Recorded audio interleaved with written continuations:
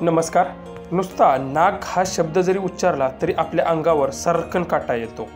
पण इथे एका तरुणाने तहानलेल्या नागाला चक्क बॉटलमधून पाणी पाजलंय. व्हिडिओ पाहून तुम्ही थक्क व्हाल. व्हिडिओ पुढे पाहण्याआधी आपला RJ Marathi news channel subscribe करून घ्या. सोशल मीडियावर सापांचे आजवर अनेक व्हिडिओ व्हायरल झाले आहेत. कधी आपल्या आसपासच्या परिसरात तर कधी गावात खेडेपाड्यात देखील साप आढळतात.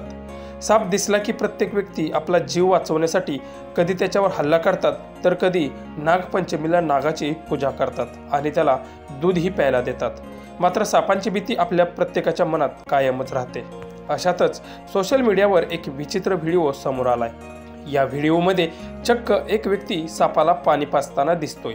हा व्हायरल होत असलेला व्हिडिओ बैतूल जिल्ह्यातील मुलताईमधील आहे. या जिल्ह्यातील धान्य व्यापारी वीरेंद्र अग्रवाल यांच्या घरी हा नाग निघालेला होता. त्याच क्षणी वीरेंद्र यांनी सर्पमित्राला बोलावले. सर्पमित्राच्या मदतीने वीरेंद्र यांच्या घरातून नागाची सुटका करण्यात आली.